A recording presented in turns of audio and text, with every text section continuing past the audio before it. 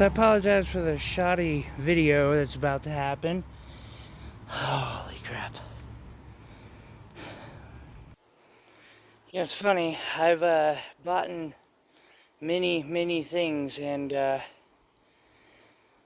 of them have come like this before.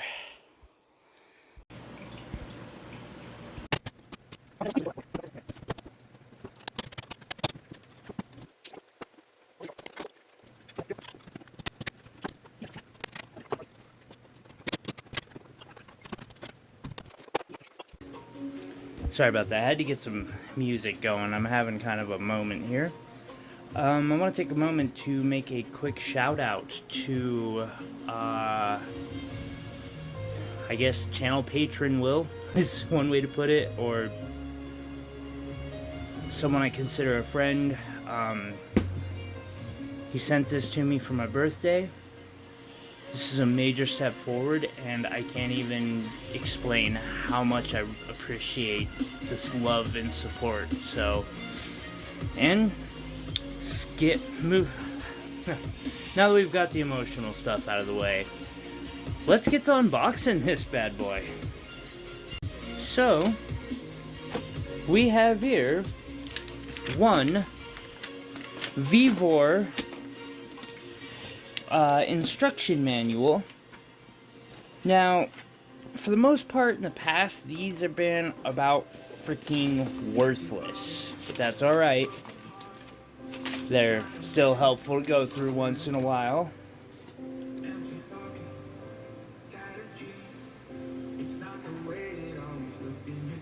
See, did I get the 2 liter or the 4 liter? I don't know.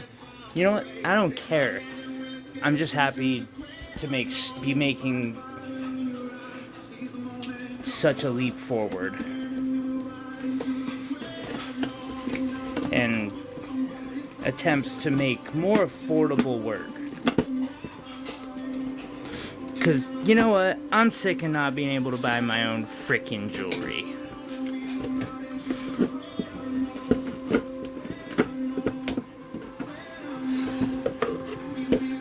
Right, we got all sorts of shit. Oh, cool. I've been waiting to get, like, oh, sweet.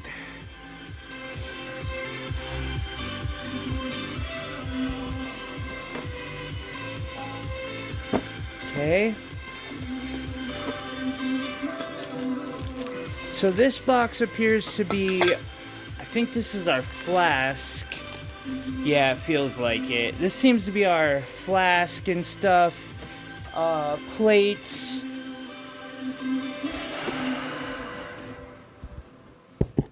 Alright, so now I pulled out the second box. I'm guessing this is, yeah. So this is the vacuum dome. For while you're getting your cast to... I'll explain it later. This is the bell dome. And then I start seeing all this underneath.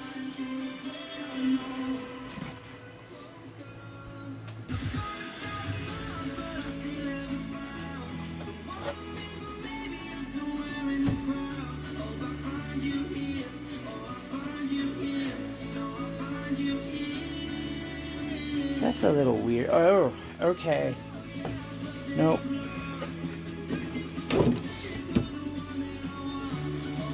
So there's this on the inside, holding this in place. Careful of the screws. I'm actually going to take those out, lest they hurt me.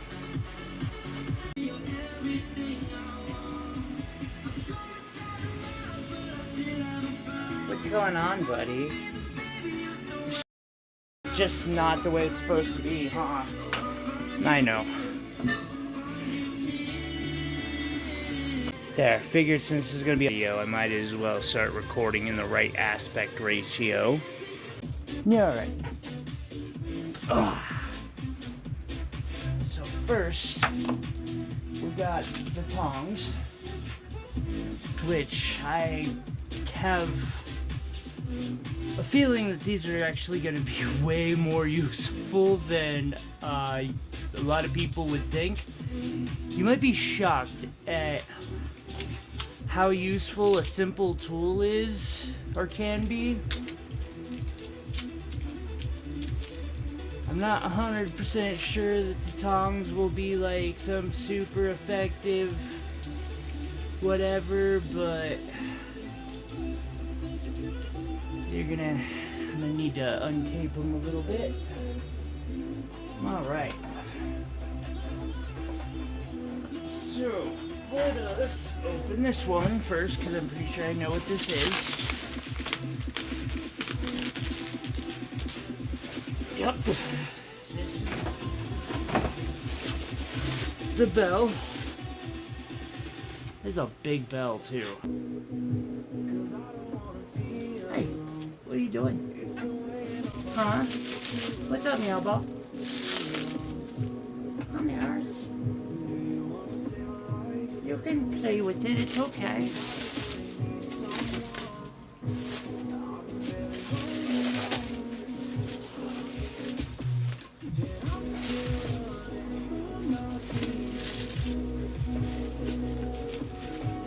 Anyway, this sits on top of the flat part, as you can see, and then you put your flask inside and activate the vacuum pump, and it pulls all the little air pockets out of the liquid.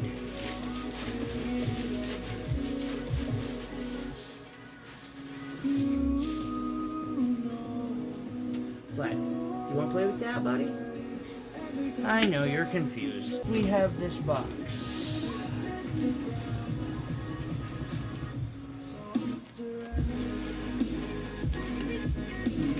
Set that up there.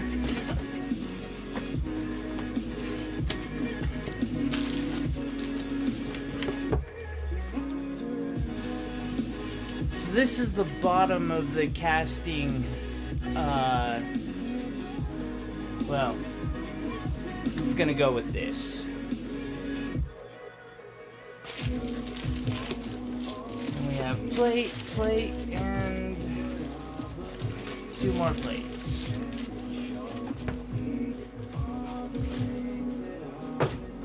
So these plates are made so you can use any size casting container. As a matter of fact, even this copper one that I built, I can put on that and it will suck the metal down.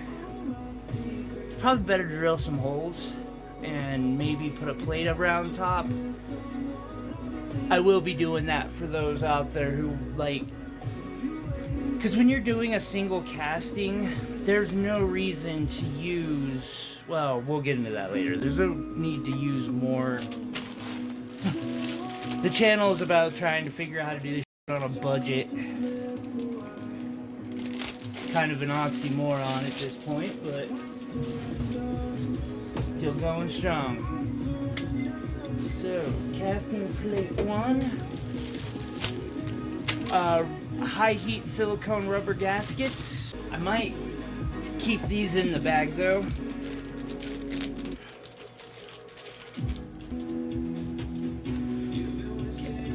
That there.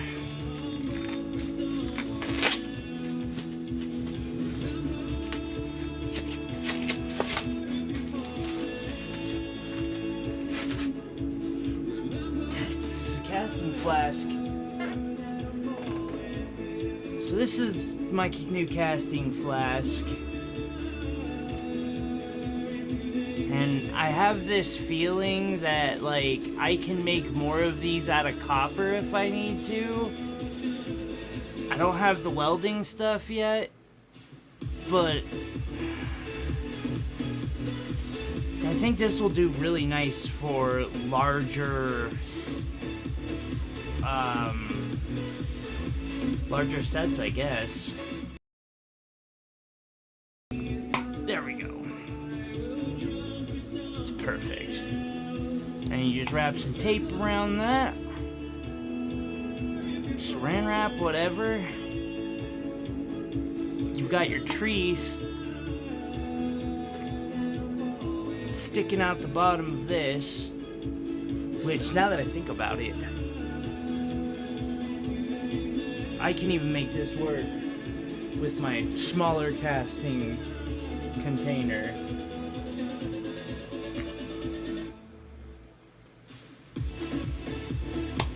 Alright, so... Oh, and then... So you make your cast, of course. And then after you're done, you pull this part out, melt everything out of it. Now, that is a part I'm wondering about. I might need a better furnace for that.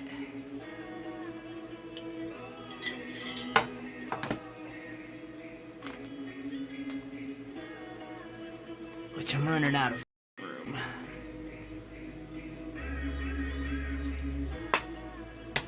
I might continue remodeling and thinking about future expansion. I love this.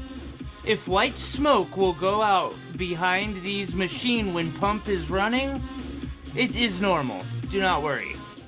Vacuum gauge needle should begin less than 29 inches plus at sea level. If this does not happen, press firmly on the sides of the bell. A good seal.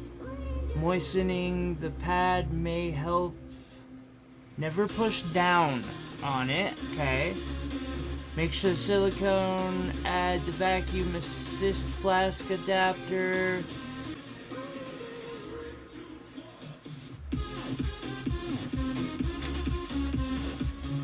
Caution, always return the vacuum control knob to the vacuum release position before turning off the motor.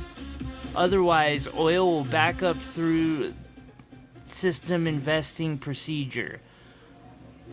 I'm not sure what that means, but since they not only felt it was important enough to highlight in their manual, but they literally printed that on the machine. So, I have a feeling that is actually something that's really, and that one needs to pay attention to on this whole thing. It says follow the directions. Oh, here, it says it again, highlighted in red.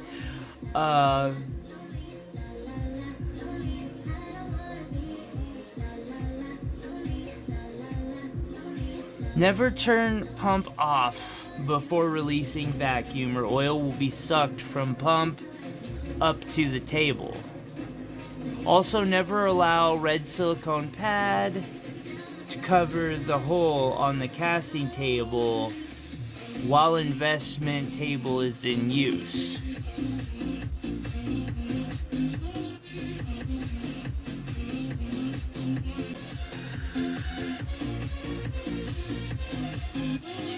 The mixing bowl containing the slurry on the so you make, okay, so the last instruction, you mix up your investment as it's directed on that.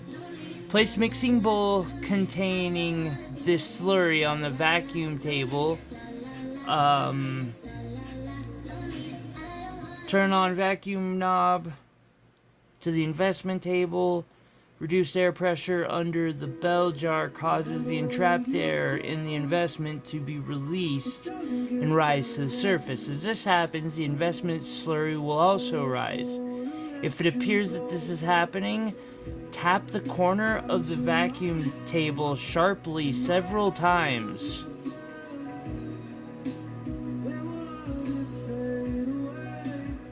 They're telling me to smack your fucking hammer. And I mean, some of you've seen videos where I've had to do that, so, that's neat. Blah blah blah. Pour it into the flask. When using solid wall flask and vacuum assist that you add a flask extender made of the preformed rubber be placed around the top of the flask to prevent outflow of investment. So it's recommended the oil be changed every 30 hours of use using standard vacuum oil. They kind of show some pictures. So you put, yeah. This is professional AF, okay? I just want to say, like, this user's manual, actually, sadly, is probably better than a lot of the other ones I've gotten. I gotta check the pump oil. So, that's on the back. I am second guessing my part on this because with that being in the back and me needing to change this out every 30 hours, I'm gonna want to be able to access that easily, so yeah. Alright, so this side is lighter than that side.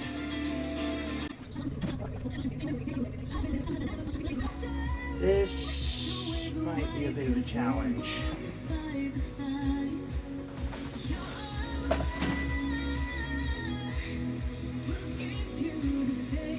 Oh, no.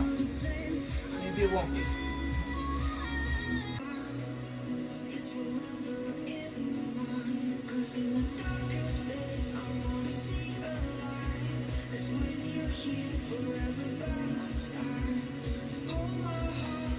Kind of figure out like where.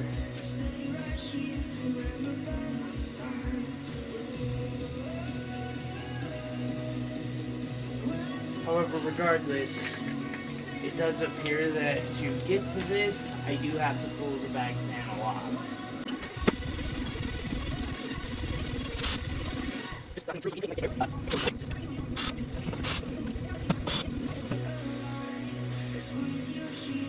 I am super excited about this.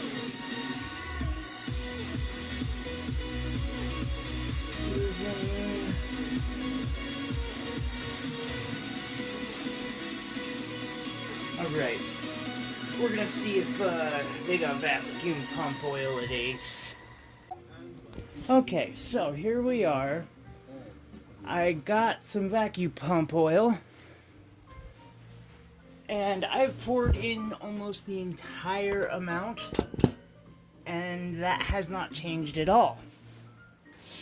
I'm gonna see if adding just a little extra might do the trick. When I say a little extra, I mean the rest of this bottle. But it's kind of looking like I might have to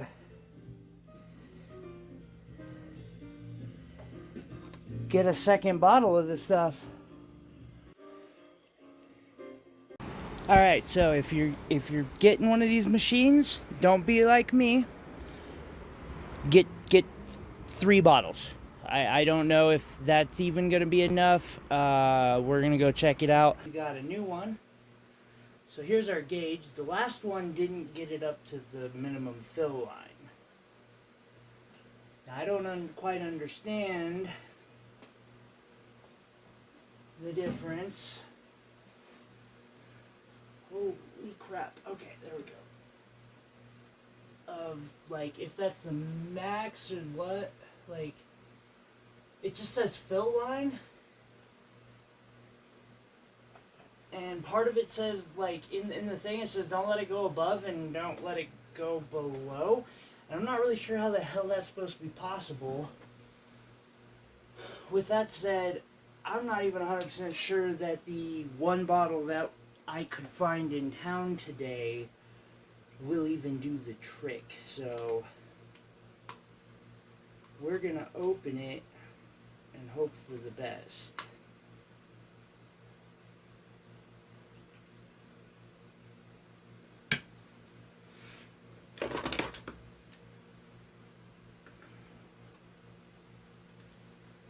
With that said, I'm also like not just gonna dump the entire bottle in because I don't want it to.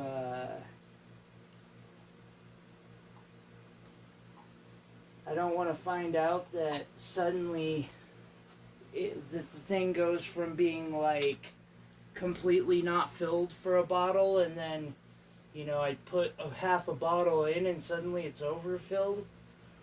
So I'm gonna start with probably a quarter of one.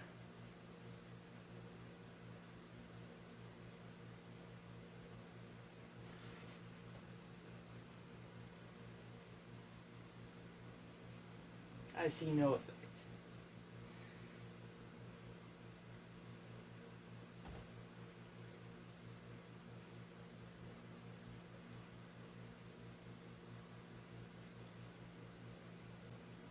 Okay, that was about half the bottle. Oh, holy crap. And that's exactly what happened.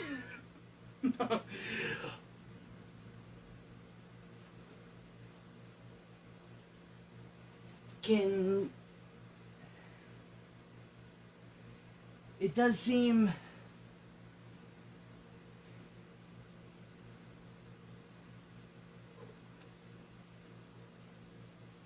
to be at least at the fill line. Although, hi buddy. Or to be honest, I don't like how I'm setting this up. I wish I had another option, but I don't.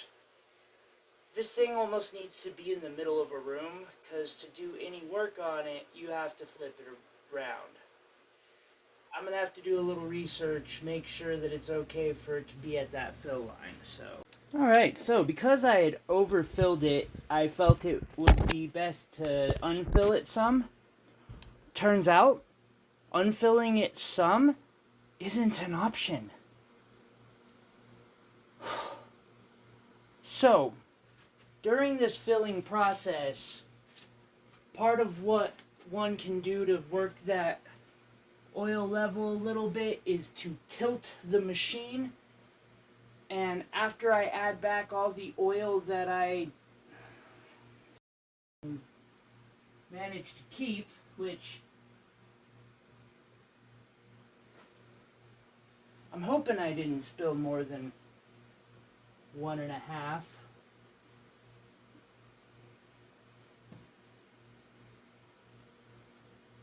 Or more than a half of a container. I don't think I did.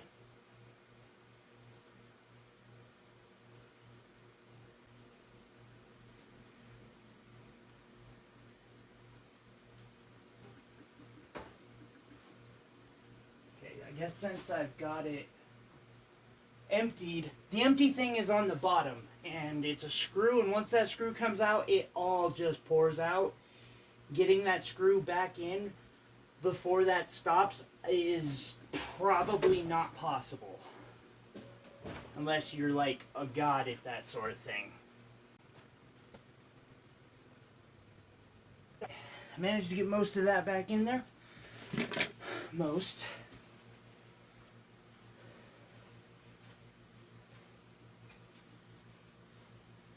Just for safety's sake, I'm going to wipe the extra oil that may have spilled up. Wasn't much. I'm going to do that tilt thing real quick. It's partially how they have that plate aligned too.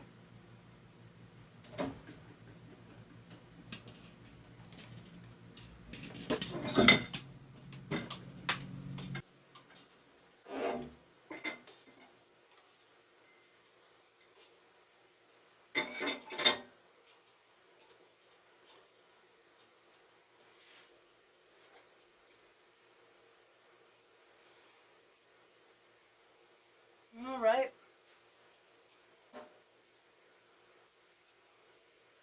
I'm gonna pour half this bottle in. No, I'm gonna pour a third of it in and then do that again.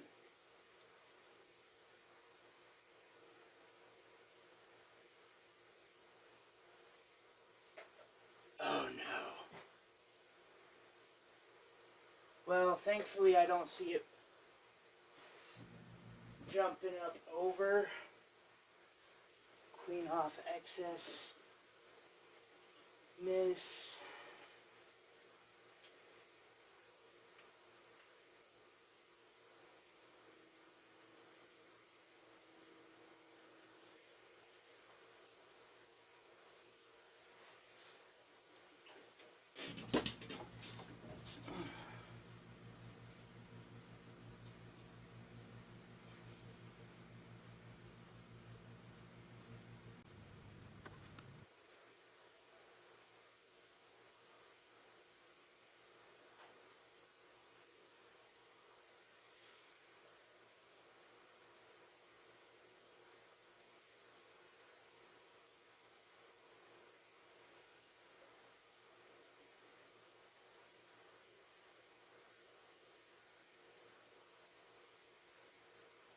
We got it. Holy, got it, guys. On the line. That's exciting as hell. Especially after all the struggles. Okay, so far, well, so far the most pain in the ass part of this, I'd say for a normal person, is going to be this. If you have mobility issues, getting it set up is going to be worse. Like, just thinking back on the fact of how this was getting this into my house, that was a nightmare. This is just a little inconvenience and something to grumble about. No big deal. Really. Got a little excess oil on me. Alright, so we have it set up, plugged in, oiled, filled, and now we're to the next part. So, to test it, well, you basically turn it on.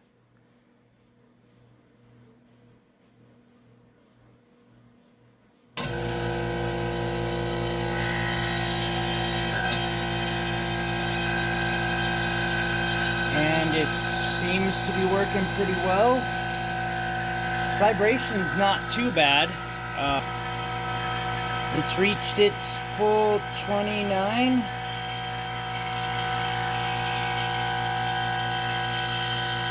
Just like it.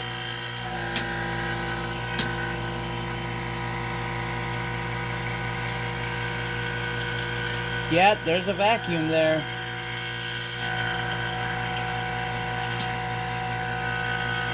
There's one there too. Remember, always vacuum release before turning off your motor.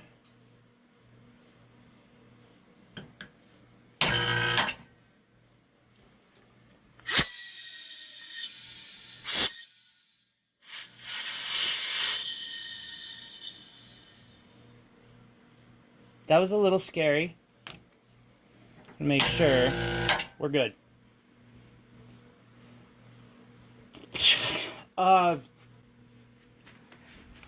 Now this actually is pretty cool, I gotta say. When I got the Graver Max over there, when I got the Graver Max, I had to get the air. It was a spray paint air thing. I had to get one of those and do some nifty stuff. You can go back and check out the setup review on that. And it wasn't too hard to get to work, but I did have to make several trips to go find different things. I had to go get the air compressor part of it from Harbor Freight, and then I had to go to Ace to get some cord. This does appear to be working right out the gate.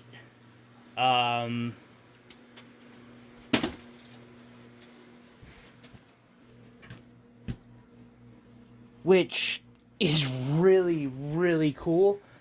Now, I don't know if I'm going to need to do anything special to actually make it work, which that'll be the next video. I'm going to do this in several parts. We'll do the unboxing and the setup video.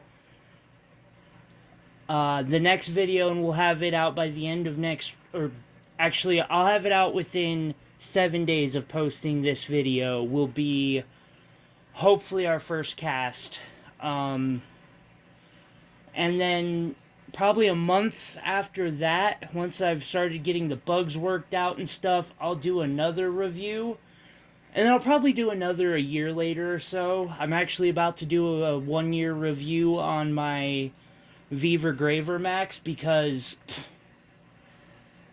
I want to talk some crap to all those guys out there who are like, that thing's a cheap Chinese piece of crap. It'll never work. You can never engrave a dang thing with that. Alright. I'm doing pretty good, so we're going to do that video just to kind of... So those comments, because that's all there is people making comments online when the question is asked, but no one ever shows the success of it. I'm not sure if anyone's done one of these videos yet. I know I was the first person to do a Vevor Max one that got past the setup. I've actually shown it working, which is nice. Anyway, that's the end of my monologue. I really appreciate every one of you. I really hope that this video is informative and helpful to some people. I'm looking forward to the future on this. This could be really good, so. Another quick shout out to this series' sponsor. And I say this series. Without Will, I couldn't do this series because he sent us this, so huge shout out to Will. Thank you so much for the support. Do it. I know, buddy. See, even my cat doesn't like sirens. We both get an anxiety attack. Anyway, so yeah, we're gonna have that coming out. I plan, actually, sometime this weekend, I plan to shoot the 1-year update, because it's almost 1 year to the day of me getting the engraver and the microscope. I want to do a good review for that. So, more content's coming, guys. I appreciate everybody for the support, the love. I really hope this video has been helpful to someone out there. If there's anyone out there who has any questions, feel free to ask. I may not know the answer, but I'll try to find out for you. And I won't just come up with an answer, I promise. So far, this has been a really cool setup, and I'm really looking forward to how this plays out. Much love, everyone. Thank you so much for all the love and support, and we'll talk soon.